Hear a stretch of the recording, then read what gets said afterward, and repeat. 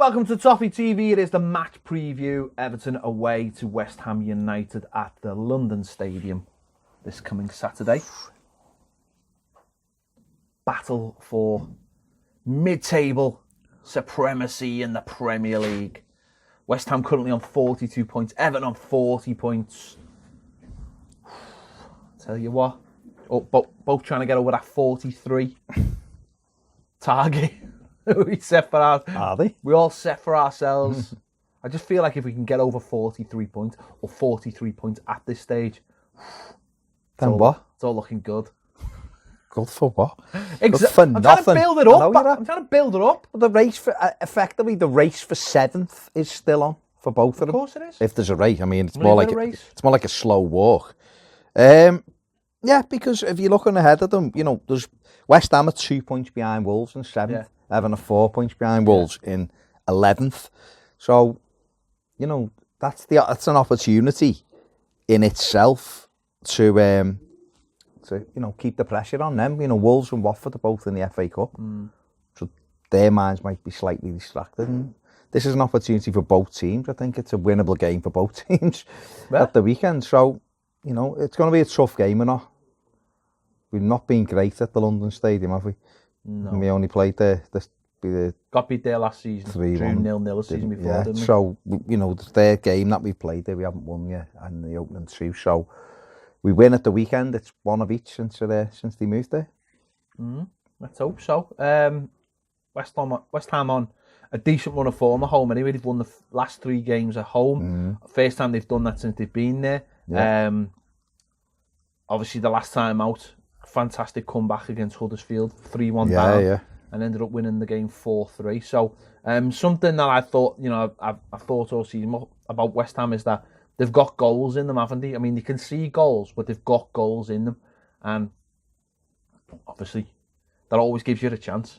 It does. I mean, Hernandez, who I thought was a good signing when West Ham got him, thought he'd scored a lot of goals for them, and he hasn't done as well as I thought he would, but he's got goals for them, and you know, he got the important 2, didn't he, last time out against Huddersfield, the equaliser and then the winner. So he's someone you've always got to watch, got to look out for. Arnautovic scored in midweek for Austria. So, you know, they've got dangerous players. I mean, Philippe Anderson's been fantastic all season. He's another real threat. I don't think they're great at the back, as Huddersfield displayed last time out. So that's what you're looking at. But then again, they'll be saying the same about Everton. You know, that might be dangerous going forward, but you can get at them. And obviously Everton, you know, we're going to be missing Yerry Mina. It looks like we'll be missing Luca Dean as well for this game. So, you know, we'll have to bring... Kurt Zouma will come back in, which is fine. He's played most of the games anyway. And then Leighton Baines. But I think in terms of Everton, with Baines, it's obviously a massive blow to lose Luca Dean. He's been fantastic this season for us. Didn't have a great game against... In fact, probably the worst game he had this season was West Ham at home. Yeah. But I think with Baines coming in, I think this game suits Baines because Everton, the attacking onus will be on West Ham. So I think he can play a more reserved game, Baines. And we know that he's comfortable on the ball and he's Bernard in front of him, who's a fantastic little player. So I think Everton might be covered this weekend. I don't think they'll feel the full effects of Luca Dean being out because Baines is a natural fit to come in there. Yeah, I mean, who's to say Yerry Mina would have started anyway, with Kurt Zouma being available for this game? Although I do feel that Mina, offensively anyway, on set pieces, is so much more of a threat and opens the door for other players. And I think that'll be a miss, certainly away from home, when you really, you know, a set piece goal can change a game massively. Dean, as you've already mentioned, I don't know. It's just I'd like to have seen those two together because I think they're such a good threat. I know what you're saying. I just think, you know, you look at Newcastle and look how well they played in that game, and how they had, you know, the way they move off each other. I don't know whether I mean, Baines can still play that role because actually he doesn't have to be lightning and he's intelligent enough. It's whether he can get back on the other side, get back defensively.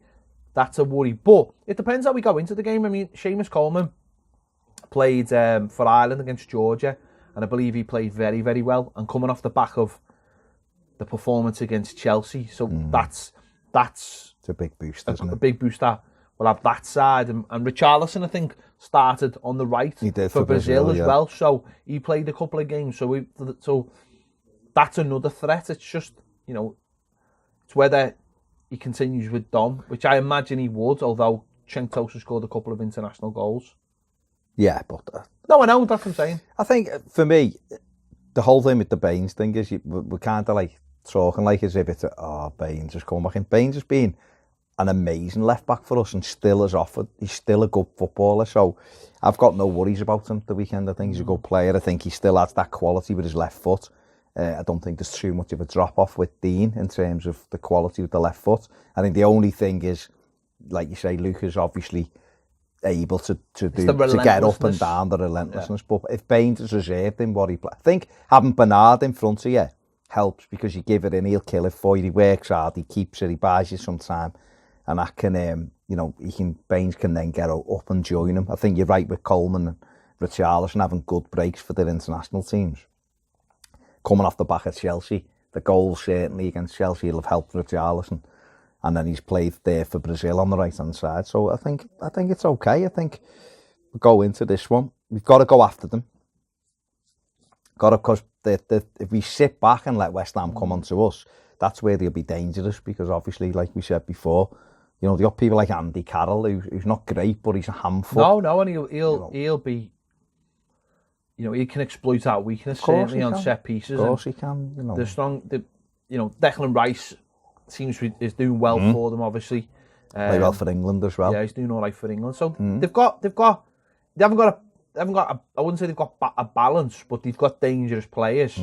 I mean, compared to what they were last season, I think I read the other day they were 25 or 30, doing 30% better than they were last season. So this season has been an improvement for them. And they seem to be settling into that home ground, which obviously for them is a big plus point. But they are where they are, and there's no reason why we can't go there and threaten them. And the fact that they're at home, and that could help. That certainly I think could help us play in the counter attack. It's just how we deal with it. And coming off the back of the last away game, the Newcastle game, I thought we controlled that game for 60 minutes, and then we felt a bit. I'm just wondering now whether because we've got the 40 points. And maybe that worry is all gone, that players can just relax now and play a bit more football. Because we've seen, at Cardiff, once we've got the goal, and at Newcastle for an hour, being 2-0 up, we played some lovely football once we were relaxed. And it's when, it didn't happen at Cardiff, or it happened certainly before we'd scored. We were played, calm and relaxed, and that helped the football. Newcastle, till they scored their goal, we were playing some nice football. It's just about managing the game, and hopefully, again from the Chelsea game, being 2-0 up and just going, it's just not kill the game, but the manager made the right subs and players made the right decisions, and we got through it. And I just hope there's a bit of that on Saturday, because this team going towards the end of the season now, to the end of the season, has got to learn how to be itself. It's got to, and it's also got to learn in adversity, i.e. when you can see the goal, how to cope properly. It's great. We're fully switched on at 0-0 or at 1-0 or 2. But, when it's 0, we defend properly. Against Liverpool, we were at it for the whole 90 minutes, defending. Yes, the keepers had to make a couple of good saves, but we were at it. Chelsea at home, we were concentrating and throwing ourselves in the way. And we were doing that at Newcastle until we conceded. And it was like once that goal went in, everything went out the door. And we've seen that a few times with Everton. It's like, still keep doing the things you were doing at 0, even if you concede 1. Just if it's 1, make sure there's no more. Defend properly. And it's about managing the game, like you said. And that's one criticism I would level at the manager, or certainly at the players, is that you need to learn to keep with the game plan, even if you concede the goal. Because, if we'd have done that at Newcastle and done it properly, we'd have still won the game. And that's the thing, is that you're not going to win every game to 0. It's not going to happen. Right. So you have to be able to think, well, if they score, we'll get 2. If they get 2, we'll get 3. But we'll defend properly. And you've got to work yourself back into games of football, haven't you? You know, whether you're leading, whether you're getting beat, whatever. If there's a period of pressure, you can't just all crumble. You've got to go. You've got to go, right, now we have a backs to the wall situation and then we play out of that. It can't just be, like it certainly was at Newcastle. Just set everything on fire that you've done well. You know, if the opposition, if you're winning 2-0 like we were there and the opposition score, you hope the manager responds by making, you know, if he makes a sub, it's a sub that is helps what the problem is, not helpful, not what that problem is. But the players also have to take responsibility. No, I was going to move on to the players, but the players are the real ones that on the pitch have to say, hang on, we're all right here, we're doing all right. If we can, I think the biggest problem for Everton is, I see at times is, does anybody, when we're under the cosh or when we're, or even when things are going right for us, and that's when it's most important, does anyone on the pitch understand what the threat is? You know what I mean? And say, lads, you know what's happening. So-and-so's getting the ball and he's beating all of us. So why, let's start doubling up on him. Or someone go over to the manager and just say, listen, he's a threat and he can't deal with it. So can we make a change that eliminates him? Because you know what? Premier League teams have a couple of good players in them. Most of them, everyone below the top 6. And everyone else is a much of a muchness. And a lot of the teams, if you can stop that one player, then you can stop the team. And it's about our players at times just going, he's the problem. Can someone switch on and start dealing with that thing? But we don't. We all tend to just go, blah, blah, blah, blah. And that's why I think we do at times. And we've seen it early on in the season. We've seen it in different parts of the season with like the set pieces conceding goals, where everyone's just doing their own thing. And it leads to no one talking, no one communicating. And I know we spoke about leadership all the time, but this is establishing, going, that's the problem right there. Let's start dealing with that. No, what if you, like, if you have to, like, boot someone on the halfway line, if it stops the game, if it breaks up what could suddenly happen, or if we have the ball on the halfway line and we're losing it cheaply, someone's got to be, hey, you can't be doing that. You can't be doing that. Would you play Gomez and Garner still? Yeah. Or would you bring Schneiderlin back in? No, I'd play Gomez and Garner because I think as a 3, those 2 with Sigurdsson. I don't think there's enough. I think we've got the 40 points. Do we really want to go to West Ham thinking, right, we need to be negative? I think we go there positive because we just won the last game and say, well, Gomez is as good as any of your midfielders, so why not play him? Schneiderlin's there for that extra something, but I don't think you need to go. I don't think you need to go into get. I mean, look, Schneiderlin's there for the last 20 when Gomez fizzles out. How many games? 7 games to go. 7 games left. Are we really going to approach any of them in that spirit now? Gomez isn't like a. If I was, I mean, I wouldn't. But if I was going to leave anyone out, I'd probably leave Sigurdsson out.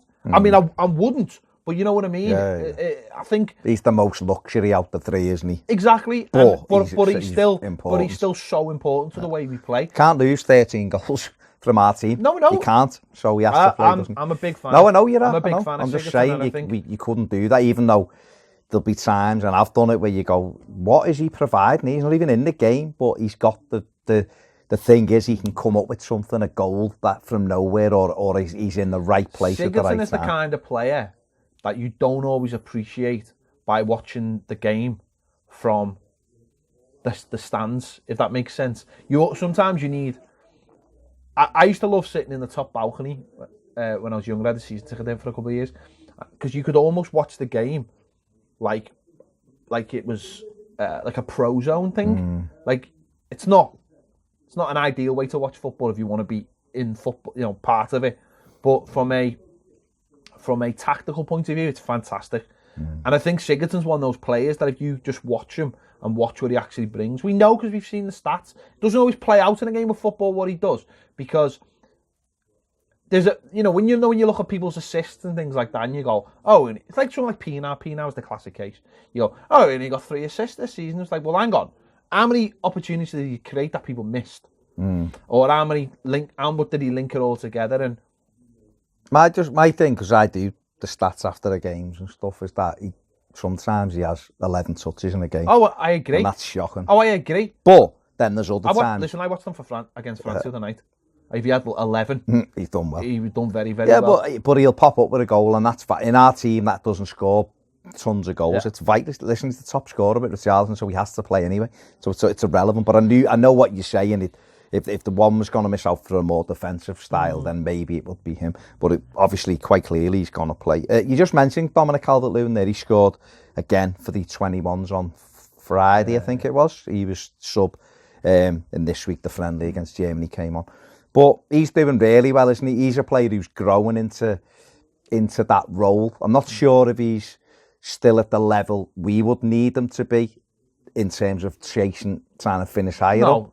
But he's going on the right path, isn't he? And that's good, isn't it? For me, what Dom is doing is, at the moment, is what people have asked him to do. He doesn't do it every week, and he doesn't do it in all the games. But I think what we're starting to see is encouraging signs, because he's playing more games. He's starting to understand the position. We spoke to Graham Sharp and Andy Gay last week, and Graham Sharp was absolutely right what he said. He said he doesn't have enough what's the word? Aggression in his game, and he's absolutely right. He doesn't always go and chase lost causes for the sake of just making life difficult. Yeah, making him difficult, or not him knocking it out for a throw or whatever, or it coming off him. He doesn't do that enough. I don't think he fully appreciates. And it's not that he's lazy. It's hard when you're playing up front. He's got to learn the nuances of playing up front on your own, because he's never going to be. I don't think he's ever going to be a 20 goal a season striker ever, because I just don't see the instinct that you would see with like a Lukaku or but you can work at the other parts that can get you goals. I think that's what we're starting to see. I just don't see enough tap-ins from him. So that's what I would be saying to him about if you were coaching him. You'd be saying, listen, get yourself in and around the penalty spots as often as you can, because you'll get opportunities. Well, it's chicken and egg, isn't it? Because he'll probably say, or any Everton striker would probably say, there's not enough opportunities, so I don't make that run because I'm never expecting it. And then the wingers or whoever will say, well, if you were there, I'd give you the ball. And it is something. We've got to make those runs, because primarily he's there to put the ball in the net.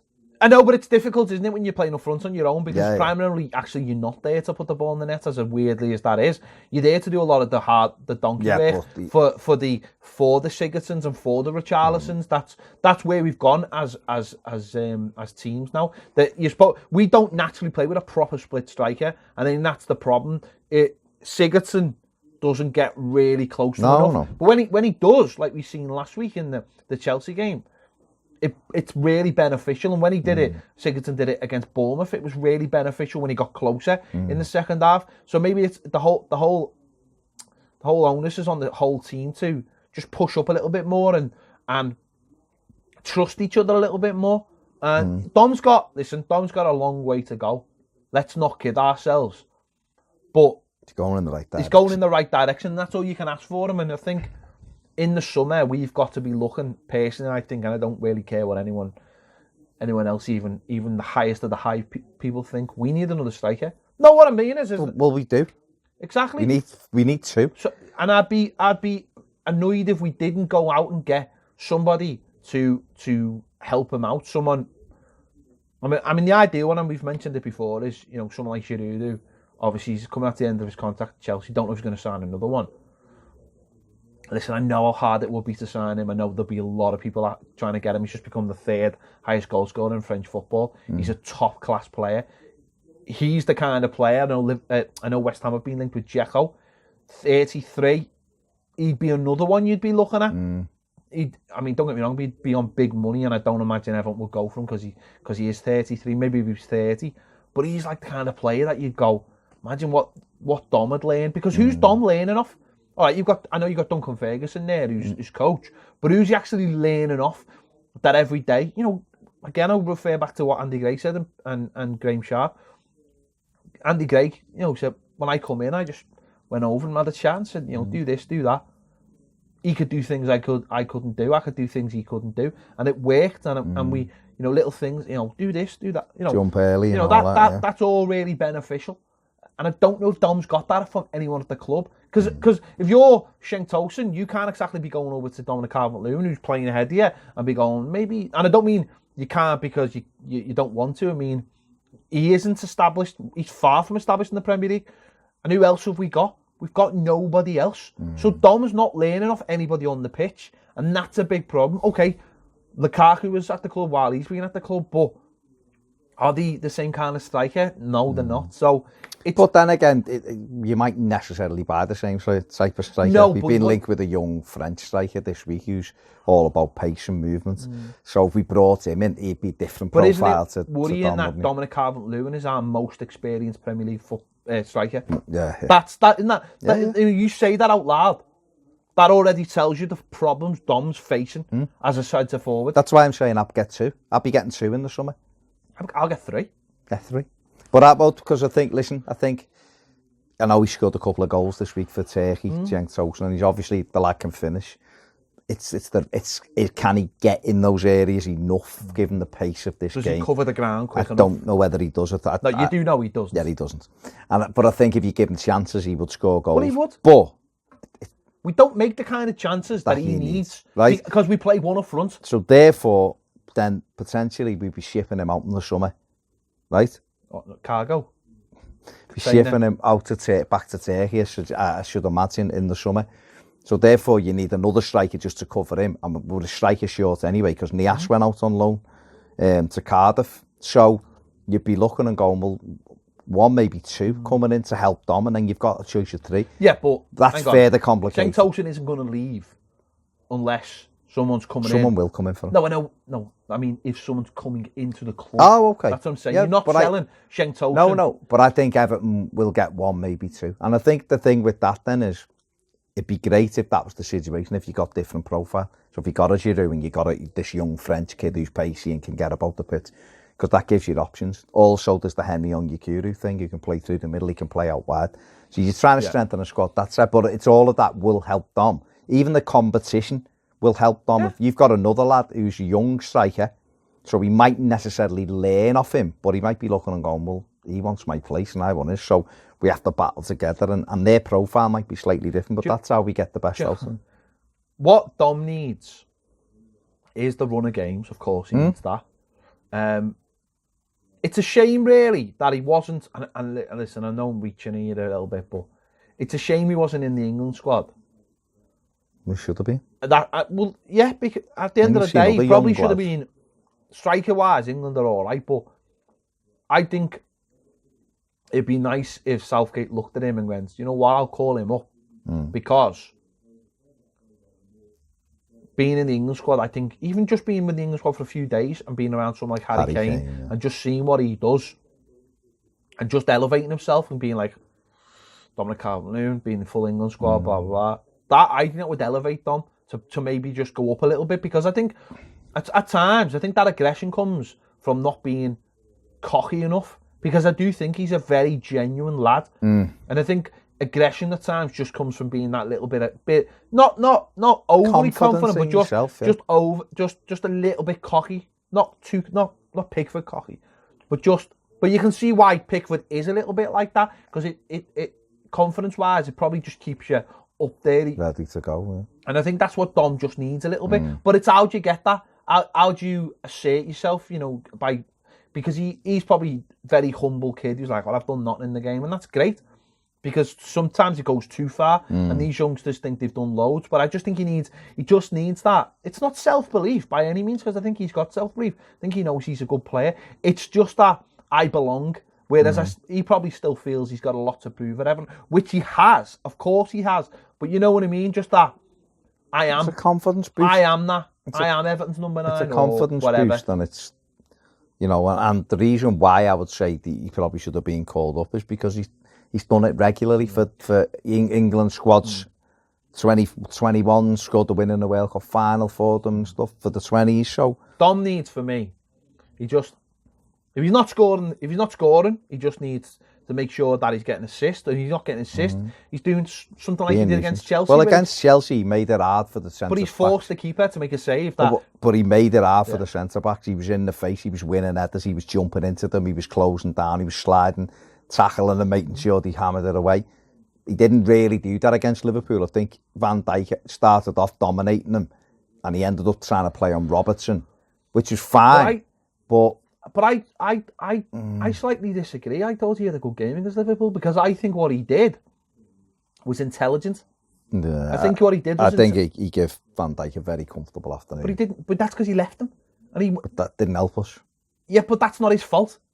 If you're playing one up front, yeah, but what are you supposed to do? Well, if you're the striker and you end up on the wing and standing next to your winger. No, what he did was very deliberate. What he did was... No, you're just talking about off-angled passes to try and win it against No, Robertson. But that's what he did, though. That's what he did. What he didn't do against Liverpool was what he did do against Chelsea, which was he made it difficult for their two. But I think in that game, he was told to be out wide. It was clear that he was told to be out wide for those angle passes. And it was... But I'm not talking about angle passes. I'm talking about making it difficult. I know, when Pickford hasn't got the ball. But he hasn't got... He wasn't... That's what I'm saying. He was told to play on Robinson. I think he did that deliberately. And I think that's where, intelligent-wise, if that game against Liverpool, Van Dijk was head and shoulders better than anyone on the pitch. Of course he was. And I think they made the decision that it was better to play off that side and maybe allow the space for players to come forward. All right, it didn't necessarily work, but if he's being instructed to do that, then and he's made that decision to do that, then what can you do? The lad's made the decision. I don't think he had a poor game. He just chose, whereas maybe the Chelsea players, he thought, well, I can get in their faces, I can rough them up. They're different kind of players. Confidence then, isn't it? Well, no, I don't think it's confidence. I think at times you've just got to know. So is it belief? Well, if you know... Because if you're a centre-forward who then goes on the wing and there's no one replacing you, then you're putting your team in... No, but that's not the point. The point is that it's deliberate, that Van Dijk was winning everything. So why do you persist doing something? I totally disagree. So you just let Van Dijk keep on winning the ball? What's the point? He was winning it anyway. So, yeah, he was literally winning it anyway. So what was he doing? Who? Dom, what was he doing when Van Dijk was winning it anyway? Where was he? He was gone wide. So that's why. So he was jumping with Van Dijk. Well, why did he be aiming balls at Van Dijk? Well, they were anyway. So you know, if Dom had gone on to Matip, he'd have aimed it there, wouldn't he? No, but they weren't though. They were aiming them to go wide. Exactly, and he wasn't winning them. And then he was pulling. He was winning loads. He won a few against Robertson. Oh, he won loads against them. And what did we get from it? Well, that's not his fault, is it? But the tactic was wrong then. Well, then it's your grand lord Saver Silva then, isn't it? Well, did Silva say that he had to do that? Do you know that? Well, if that's the tactic, then that'll come from the manager. Because everything comes from the manager. I'm not talking about the aerial balls. I'm talking about making it difficult for the two centre-backs, which he didn't do against Liverpool. But that's difficult, though, when he's made the decision. It's not difficult. Oh, so it's not difficult? It's not difficult to make the centre-backs know that they're in a game of football. The ball is not going up there, is it? So Dom against Liverpool, Dom was just running aimless passes to him, or it was out wide to Robinson. Okay. It wasn't, from where I was sat on the halfway line, that wasn't what happened. It might have looked different in the street, and it didn't happen. If they got any passes, for me, it's pointless trying to go up against somebody that has got the beating of you every time. You've got to change, and I thought in that game, Dom tried to change. That's fine. It didn't work because at the end of the day, it's one against all the others, and no one else joined in, because that's the way we played. We played a lot more reserved, but against Chelsea second half we pushed up, and when you've got men around Dom, I think that helps him, because he's not at that level yet. No, I'm not saying if he went up against Van Dijk he'd beat him, but when they had the ball on the floor he didn't make it difficult for them, and he did against Chelsea. It's knowing, isn't it? That's what I'm saying. Said that before. It's knowing. It's having that aggression. That's what we just spoke about. It's about having that aggression. I thought against Liverpool he tried to play on the fullback at times because he knew he could do him in the air. And it was clear that it was a tactic, because every time Pickford got the ball, he just aimed it over there. Again, just to go back to my point, I'm not talking about when Pickford was launching balls. I'm talking about his general play. His general play, he didn't make it the difficult only time enough, we got the ball forward, which is exactly what Graham Sharp said. But that's the only time we got the ball forward, though. was when Pickford was diagonally. That's when we were playing it long. It's Pickford all the time, because every time he'd give the defenders the ball, they just give it back to Pickford, and he just does the same thing anyway. So I just thought he was feeding off scraps and came off Van Dijk because he knew it was pointless. Or if he thought Van Dijk was going to win it, he was jumping into Van Dijk. So I just thought he was feeding off scraps against the derby, and I thought Chelsea, second half, when we started laying into him, getting higher up the pitch, it suited him because he needs players around him. I don't know why we play one up front, but we will continue to. But we will, won't we? We've played it for years, haven't we? Moyes started. No, but it's mad because Moyes started it. Martinez carried it on. Koeman carried it on. It's not like, unless it's written in a, like it's in stone somewhere, we can only play one striker, isn't it? But he did it because he had Kale, didn't he? Really? Yeah, he had. So, there was a reason, wasn't it? But then maybe the manager thinks, well, Sigurdsson, that's it. And I know. But he's got to be tighter. And when he does go tighter, he gets goals or way better. Let's have a look at some of the stats ahead of the game. West Ham have won their last 2 games against Everton in the Premier League, one more than they've managed in the previous 19 against Everton. I'm not reading that one. It's the 63rd season in which West Ham and Everton have faced each other in league competition, and the Hammers are looking to complete only their 4th ever double over the Toffees. West Ham unbeaten in their last 6 home games, winning 3 and drawing 3. Wow. West Ham haven't lost any of their last 17 Premier League games in which they've scored at least once since a 3-1 loss at Arsenal. It's incredible. Everton are winless in their last 10 Premier League games played in London since we beat Palace 1-0 when Coleman scored. It's outrageous. 3 draws, 7 defeats. West Ham manager Manuel Pellegrini has faced Newcastle 8 times. Next, Everton, the most often without losing. He's won 5 and drawn 2. Seems to be against us. It does. Everton manager Marco Silva is winless in 9 matches in London. And West Ham striker Javier Fernandez have scored all of his 52 goals in the Premier League from inside the penalty area. Oh, yeah. Only Tim Cahill has scored, who's got 56, has scored more in the competition's history. Incredible. So basically Hernandez is what we know, a penalty box striker. So like you said before, they've got real attacking threat, haven't they? And Everton have got attacking threat. So you would put, if you were a betting man or you were trying to make a prediction on this, you'd put money on there being goals in it, wouldn't you? Because I don't think neither defence is brilliant. So it might be who defends the best at the weekend. Or the worst. Well, yeah. Well, I mean, you know, but all that being said, this is a game that you will look at and go, this is winnable. They're tough, but this is a winnable game for Everton. Yeah. So hopefully. Well, it is a winnable game. Whether Everton go out and do it is another thing. It's another thing. I think both teams are very similar. You're not sure what you're going to get from either of them. So a box of chocolates. I mean, it's not like any box of chocolates I've ever had, because they always have the thing in them, don't they? Yeah. You ever had a box of chocolates that you don't know? That you didn't know? But them ones that... the one you brought in that time. You can't have they were nice, but you didn't know what they were. But you can't have that anymore. What if you've got like a nut allergy? Oh, yeah. God, so you can't, can you? I mean, that's literally... That could... kill you. Forrest Gump could have killed. Any of those people at that bus stop had a nut allergy. What did he know? I mean, what chocolates was he getting? I don't know. Where did he box of chocolates. He's handing them out. What if they had like nuts in them or something? Did he just lose the thing? Well, he said, you know, Mama. Life's like a box of chocolates. Mama said. Mama told him. I don't know. Clearly, there was no nut allergies in, you know, the southern states of America in those days. There mightn't have been. So there you go. So it's a man-made thing from the 80s. Belief. It's just a belief. I don't know. I don't know. I didn't write the film. Right. There you go. Let's just go to the London Stadium, get the win, get back on the bus with the 3 points and come home. Box of chocolates. And a box of chocolates, and silver will be made up. There you go. Let us know your thoughts in the comments on the game or boxes of chocolates without any instructions. We'll see you later. Box of chocolates without any instructions? There's no instructions. Surely they're just flavours.